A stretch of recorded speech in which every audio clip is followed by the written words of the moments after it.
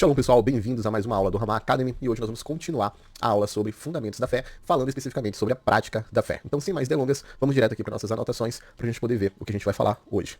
Essa aula vai ser dividida em duas, novamente, eu não vou conseguir falar tudo nessa aula, a gente tem muita coisa para falar. A gente vai falar sobre a questão da prática da fé, dos fundamentos da fé, né?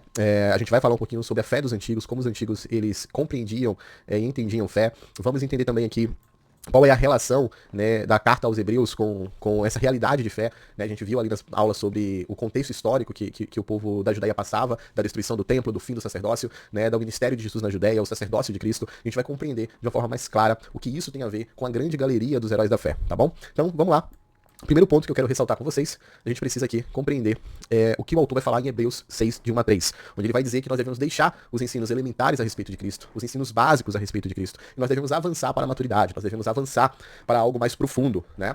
Sem lançar novamente o fundamento de coisas básicas, né? Sem falar novamente, sem ficar remoendo questões básicas do Evangelho. Que questões são essas? O arrependimento, né, de atos que conduzem à morte, a fé em Deus, a instrução a respeito de batismo, a imposição de mãos, a ressurreição dos mortos e do juízo eterno.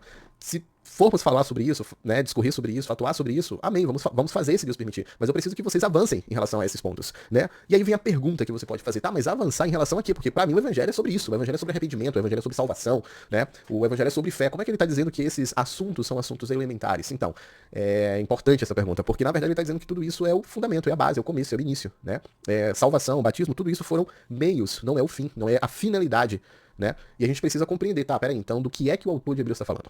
Se eu não compreender isso, vai ser muito difícil compreender o que ele vai falar sobre fé, né? Como ele vai definir fé e como ele vai trazer a galeria dos heróis da fé. Então, a gente vai começar pelos 3 primeiros versículos de Hebreus 11, a gente vai compreender um pouquinho o que é que o autor está falando aqui. Então, ele vai começar ali Hebreus 11, vai apresentar aqui a galeria dos heróis da fé, e lembrando que a gente está vendo aqui a fé na prática, tá? E os fundamentos da fé. Em Hebreus 11, de 1 a 13, ele vai falar, ora, a fé é a certeza de coisas que se esperam e a convicção de fatos que não se veem. O que é que ele está querendo dizer aqui? Ele está dizendo que, primeiro, a fé é uma certeza. Quando você. É o ato de você colocar ou estabelecer sobre algo, ou alguém, ou alguma coisa, uma confiança plena. Uma confiança tão plena, tão absoluta, que a sua mente, ela não tem contradições. A sua mente, ela fica em paz. Você tem uma estabilidade de mente com relação àquilo que você acredita, àquilo que você estabeleceu. Tá? E ele vai usar algumas outras palavras, ele vai usar também, além da certeza, ele vai falar sobre convicção, e convicção no grego é elencos, que quer dizer, tem o sentido de uma evidência comprovada, ou seja, a fé, além de ser uma certeza, ela também é uma evidência comprovada, a ponto de gerar uma convicção, né? E ele prossegue ensinando, e ele vai usar a palavra pragma, né? Ou seja, a convicção de fatos, a convicção daquilo que é, a convicção daquilo que existe, ou seja, de uma realidade que existe, mas que não pode ser vista, ou uma convicção daquilo que existe, mas não pode ser visto. Tá? Então, ele começa o texto falando sobre esses pontos, e aqui a gente vai compreender o que é que ele está ensinando aqui na primeira parte, sobre a questão da certeza, o ato de colocar sobre algo ou alguém uma confiança plena. Ele está falando que a fé, ela não vai lidar com coisas abstratas, ela não vai lidar com coisas imaginativas, não é sobre isso, né? Vai falar também, quando ele usa a palavra convicção, que a fé é fundamentada em uma evidência comprovada. E ele continua, quando ele usa pragma, ele está falando que a fé é uma firme convicção de que algo que é, de uma realidade que existe, de algo que existe, mas que esse algo que existe não pode ser visto, ou não pode ser percebido pelos nossos sentidos, tá? E na sequência, no versículo 2, ele vai começar a falar o quê? Que pela fé os antigos obtiveram bom testemunho. E esse bom testemunho é uma evidência de que a fé dos antigos era uma fé ativa. Era uma fé que era demonstrada por obras e por escolhas práticas. Então todas as escolhas e decisões eram pautadas a partir dessa realidade invisível. Aquilo em que eles acreditavam, aquilo que eles falam que eles tinham uma convicção plena, né? Uma certeza absoluta, uma convicção plena, né? A partir de uma evidência, a partir daquilo que eles comprovaram, ele está falando que a vida dessas pessoas, a vida dos antigos, era pautada por essa crença, por essa visão, por essa realidade. Então não era uma questão de, eu creio assim. Você já viu aquele ditado que fala assim, não, você tem que respeitar, se a pessoa crê assim, tá tudo bem, né? Cada um crê de um jeito, e tem muito disso nas escrituras, cada um crê na escritura de um jeito, mas não era questão de crença, tá? É uma realidade, e a partir dessa realidade, toda a sua forma de viver, todas as suas escolhas eram feitas a partir disso, né? A partir dessa realidade invisível. Então a fé ela não é apenas um conceito abstrato ou uma crença privada, né? Mas algo que se reflete em ações concretas e decisões práticas a partir dessa realidade invisível. E no versículo 3, o autor vai falar que pela fé entendemos que foi o universo formado pela palavra de Deus. E ele vai usar a palavra rema, e o que isso quer dizer? Que o nosso universo foi formado pelo rema de Deus, pela palavra viva, por algo proferido, por algo que foi emanado de Deus, porque ele vai usar a raiz da palavra rema, é reu, que significa fluir ou emanar. Então o universo foi criado de uma emanação divina, de um fluir divino. E a partir desse fluir, todas as coisas foram criadas. Então a criação do mundo material é resultado de um fluxo. É resultado de uma emanação de Deus a partir desse mundo invisível, a partir desse mundo espiritual. E o autor está nos ensinando aqui, ele está trazendo aqui uma verdade que, primeiro, que o nosso mundo visível, que o nosso mundo físico, ele veio a existir a partir de um mundo invisível, a partir de uma realidade espiritual. Uma outra coisa que ele traz nesse texto também é que a criação ela possui uma dualidade, onde o físico ele vai refletir ou ele vai estar conectado ao espiritual. Então a criação material ela é um reflexo do equilíbrio e da interação entre dois mundos, entre o mundo espiritual e entre o mundo físico, entre o mundo invisível e o mundo visível. Tá? E aí ele vai prosseguir. Como é que isso funciona? Eu criei aqui um diagrama para a gente trazer mais clareza com relação a isso. Existe um mundo invisível, e esse mundo invisível criou esse mundo visível. Que mundo visível é esse? A Terra e tudo que a gente pode observar. Tudo que o telescópio James Webb consegue enxergar, o mundo visível, o universo visível, foi criado a partir dessa realidade invisível. Ou seja, esses mundos superiores, essa realidade superior emanou a luz divina a partir dessa emanação da luz divina. Essa luz, ela cria todo mundo que a gente conhece. Então todo o universo criado pode ser visto incluindo a Terra. E onde é que está isso nas Escrituras? Que luz era essa? Em Isaías 9, de 1 a 2, o profeta, a partir de uma revelação, ele vai falar que deixa eu trazer aqui o meu laser pra gente poder acompanhar. Que aqui ele vai falar aqui, ó. Mas para a terra que estava aflita, né? Para a terra, ou para essa realidade aqui visível, mas para a terra que estava aflita não continuará a obscuridade. Ou seja, ela não continuará na escuridão. Deus humilhou no passado a terra de Zebulon e a terra de Naftali, mas nos últimos tempos tornará glorioso o caminho junto ao mar, além do Jordão, a Galileia das nações. Por quê? Porque o povo que andava em trevas viu uma grande luz. E sobre os que habitavam na terra da sombra da morte resplandeceu a luz. Então que luz é essa? Que emanação de luz é essa de Deus? É o próprio Cristo. Ele é a luz do mundo. Né? A gente vai ver isso em João 8,12. Eu sou a luz do mundo. Quem me segue não andará em trevas, mas terá a luz da vida. E o outro texto também que vai falar que nele estava a vida, e a vida era a luz dos homens. A luz resplandece nas trevas, e as trevas não a derrotaram. Então essa luz que vem de Deus é o próprio Cristo. Por isso que Colossenses vai falar que nele foram criadas todas as coisas dos céus e da terra. Sejam as coisas visíveis e as coisas invisíveis. Então ele está falando o quê? Dessa realidade. Então a gente tem esse mundo invisível, né, que tem uma manifestação da presença de Deus muito maior, e nós temos esse mundo visível, né? E esse mundo visível, ele há uma desconexão entre essas duas realidades a partir do pecado original. Porém, Cristo vem e traz essa luz divina novamente para a Terra. É isso que o texto está falando. Mas o que você tem que compreender agora para nossa aula é esse entendimento de como os antigos compreendiam qual que era a fé deles. Então eles tinham uma fé que havia sim um mundo invisível, e que a partir desse mundo invisível, o visível foi criado, e que há uma relação entre essas duas realidades. E isso é visto na oração do Pai Nosso, quando Jesus vai falar: Pai Nosso que estás nos céus, santificado seja o teu nome, venha a nós o teu reino, seja feita a tua vontade, assim na terra como no céu. Então ele está falando basicamente dessa realidade e dessa relação entre esses dois mundos. E a fé, ela é o canal pelo qual o invisível de Deus, o seu plano, a sua glória, a sua vontade, ela emana ou ela se torna manifesta no mundo visível. Tá? Então, para deixar isso mais claro e mais didático pra gente. Vamos lá. Primeiro, existe o mundo visível, que é esse mundo que a gente consegue observar. Então, essa é o quê? Essa é a dimensão material. Ela é composta por espaço, tempo, energia e matéria. Né? É essa realidade que nós podemos perceber com os nossos sentidos, ou que a gente pode medir com os instrumentos científicos. Tá? Então, essa realidade ela é governada por leis naturais, leis da física, da química, da biologia. Essa realidade ela é mutável, ela é transitória. Então, tudo no mundo visível está sujeito à mudança, está sujeito à transição. Tudo no mundo visível está sujeito ao tempo e à decadência, né? Que é o conceito do caos. Tudo caminha para uma desordem, tudo caminha para uma decadência, e isso é por conta do pecado original. Então, se você estudou as nossas aulas sobre o pecado original, você vai compreender mais essa dinâmica do porquê que isso acontece. Então, por exemplo, se eu colocar energia em um peão, essa energia vai trazer um estado de equilíbrio. Enquanto essa minha energia estiver esse peão estiver sob efeito da energia que eu coloquei nele, esse peão vai rodar, né, e vai encontrar um estado de equilíbrio. Mas se você não coloca mais energia, se você deixa ele de forma natural, a tendência é que ele vá para o caos, que ele comece a perder essa energia, que ele comece a dissipar essa energia, desequilibrar, e finalmente ele vai cair, né? Isso tudo é por quê? Porque tudo que a gente coloca no mundo tem um desgaste. Por mais que eu colocasse energia infinita, se eu tivesse uma fonte, nós não temos, mas se eu tivesse uma fonte de energia infinita, mesmo assim esse peão ele iria entrar em um processo de decadência, de caos, porque o atrito com a superfície iria com o tempo, poderia levar muito tempo, mas iria causar um desgaste, e esse desgaste iria fazer com que essa força, com que essa energia não encontrasse mais esse ponto de equilíbrio. Então, tudo no universo está em processo de decadência. Nós começamos a morrer a partir do momento em que nós nascemos. Então, nós temos ali a morte já opera no homem desde o seu nascimento, porque as células começam a morrer, só que a gente consegue produzir mais células do que a quantidade que morre. Mas ao passo que nós vamos envelhecendo, o nosso corpo começa a perder essa capacidade de substituir as células que nós perdemos com a mesma velocidade. É por isso que acontece o processo de envelhecimento e de morte, ou seja, tudo está em processo de decadência. Isso está sob esse mundo visível. E esse mundo também ele é descrito nas escrituras como uma sombra ou um reflexo de algo maior. Ou seja, tudo que há no mundo visível é uma sombra daquilo que há no mundo espiritual. É como se fosse um paralelo, uma dualidade. O outro ponto da fé dos antigos é a realidade invisível, ou seja, essa realidade invisível é a dimensão espiritual, é a dimensão que vai além do físico, né? É uma dimensão que ela não pode ser percebida diretamente pelos nossos sentidos. E essa realidade invisível, ela é eterna, ela não é governada pelo tempo, ela é eterna, ela é imutável, ela não muda, ela não é transitória, como é na nossa realidade visível, no nosso mundo visível. Ela é fonte e ela é a sustentação de tudo que existe no mundo visível.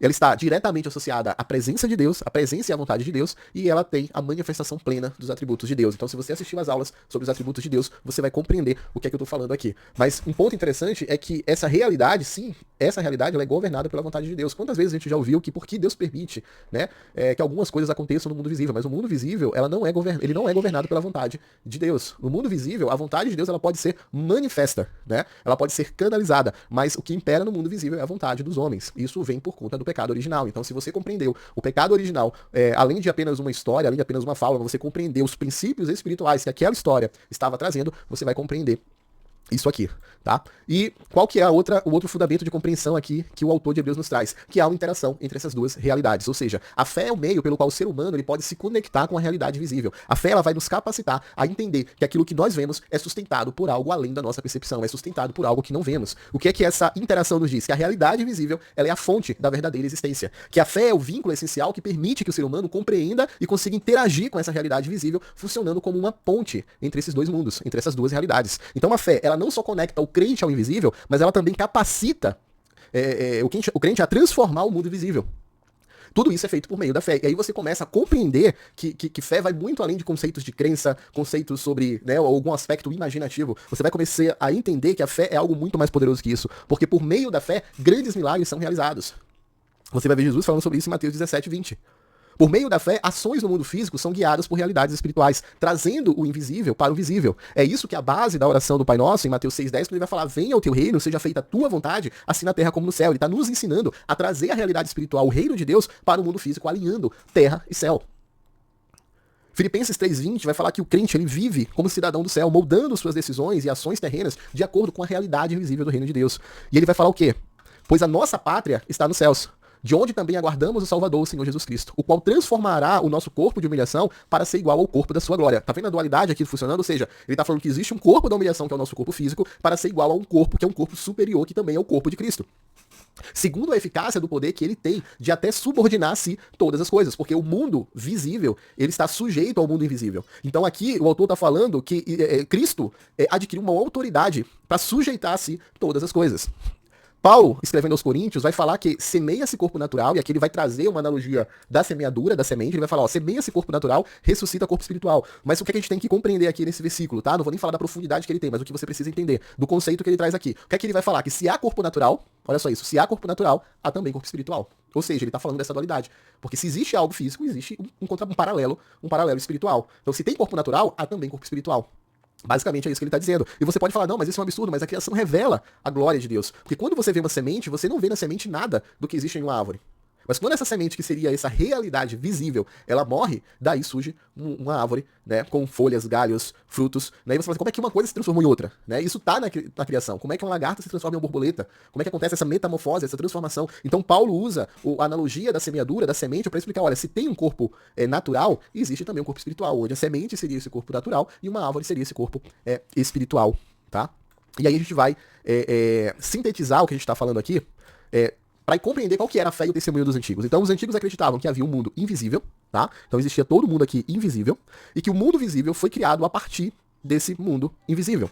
Isso está em Hebreus 11:3, onde ele fala que pela fé entendemos que foi o universo formado pela palavra de Deus, de maneira que aquilo que é visível veio a existir das coisas que são invisíveis. Então é muito importante que quando a gente vai interpretar o texto, a gente consiga extrair do texto as verdades que aquele texto está dizendo. E que verdades são essas que eu coloquei aqui como os fundamentos da fé? Primeiro, que aquilo que nós podemos ver e tocar não é tudo que existe. Há uma realidade além do que os nossos olhos podem enxergar. Era disso que os antigos estavam falando. E se você for estudar várias teorias científicas hoje, né, que falam que existe outra realidade, que existe um outro universo, teorias, né, que são levantadas como teorias do multiverso. Né? Então, fazendo os cálculos científicos, cientistas dizem, olha, não é possível que exista só a nossa realidade. Há uma outra realidade que eles chamaram de multiverso. E tem várias teorias sobre isso, cálculos. Mas antes da ciência falar sobre isso, 4.000 anos atrás, isso já era uma evidência, isso já era um fato para os antigos.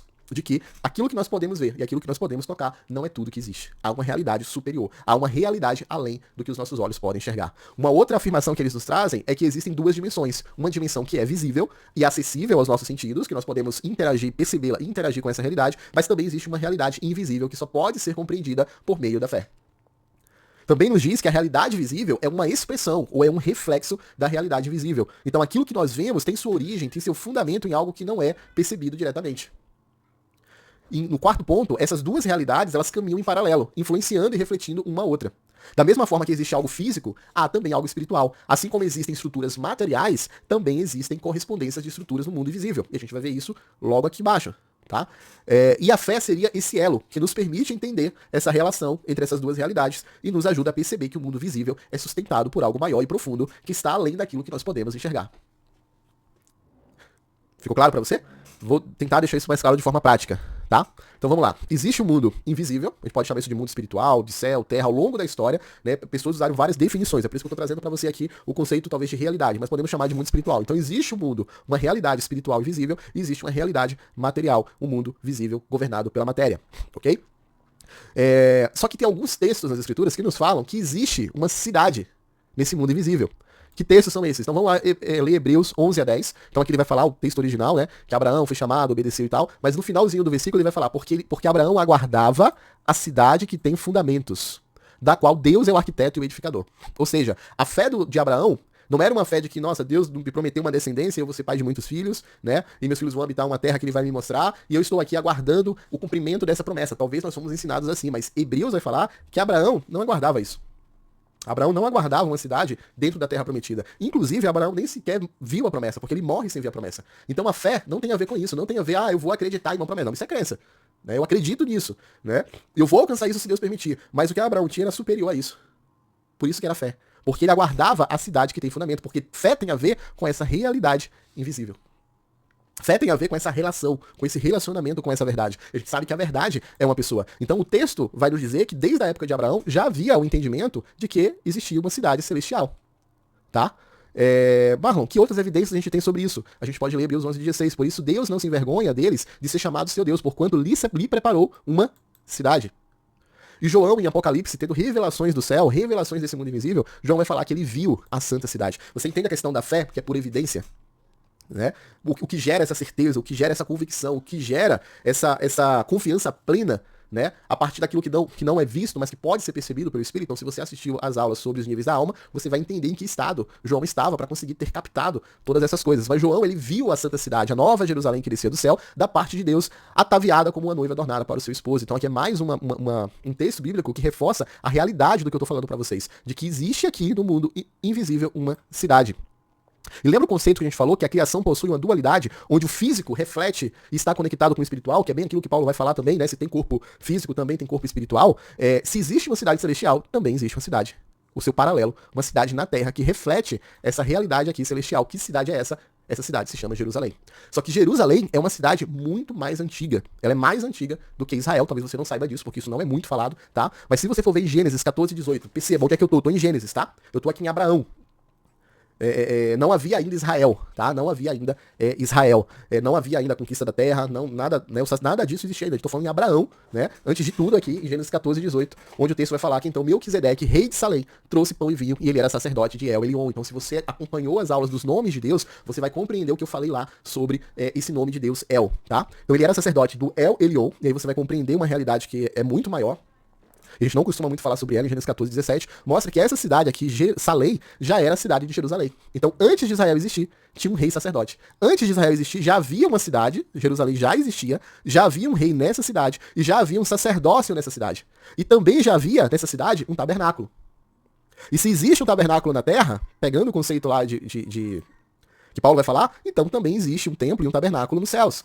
Mas isso é assunto para outra aula. A gente já está terminando essa aula daqui. Mas o que eu quero que você entenda é esse paralelo entre essas realidades. Então, antes de Israel existir, já havia Jerusalém, já havia um rei sacerdote, ou seja, já havia também um sacerdócio, já tinha um tabernáculo, né? E esse sacerdócio era um sacerdócio segundo a ordem dos tzadiks, né? Porque a ideia, uma das interpretações e compreensões de que Melquisedeque, no texto original, não é o nome desse rei. Na verdade, ele é um título, ele é o rei de justiça. Até porque esse Zedeque aqui, né, que vem do conceito de justiça, dos tzadiks, dos justos, esse Zedeque aqui vai acompanhar o rei dessa cidade por muito tempo. E essa Jerusalém, você já se perguntou quando Israel fundou Jerusalém? Israel não fundou Jerusalém. Jerusalém já existia quando Josué toma a terra prometida e era governada pelos jebuseus. Então havia um rei, né, dessa cidade, né, de Jebus, havia um rei, e esse rei também tinha o título de Zedeque.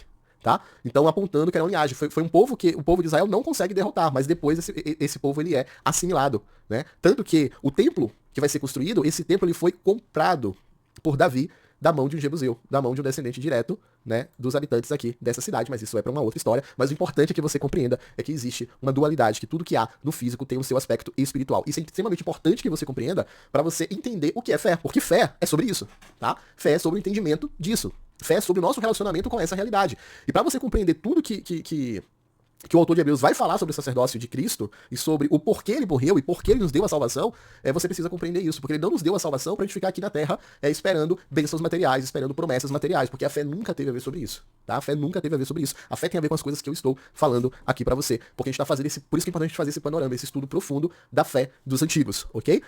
Essa aula ela vai ficar por aqui. Na próxima aula nós vamos adentrar nessa realidade sacerdotal, pra gente poder compreender o que o autor de Hebreus vai falar. Então é por isso que Hebreus estava falando, olha, eu tenho coisas mais importantes e maiores para falar para vocês, mas aí eu tô precisando falar sobre coisas básicas, né? Só que quando a gente vai falar sobre fé, a gente precisa entrar nessas questões mais avançadas, porque ele vai fazer isso logo depois dessa demonstração, ele vai começar a falar sobre sacerdócio, ele vai falar sobre a ordem de Melquisedeque, para mostrar qual é o papel de Cristo, e para mostrar que tudo que Jerusalém tinha, inclusive o templo que foi destruído, que a gente viu nas últimas aulas, era uma apenas sombra de uma realidade espiritual. Jerusalém era apenas sombra de uma cidade celestial. O templo terreno era apenas sombra de um templo celestial, e o sacerdócio terreno era apenas sombra de uma realidade sacerdotal, onde Jesus assume o lugar do sumo sacerdote.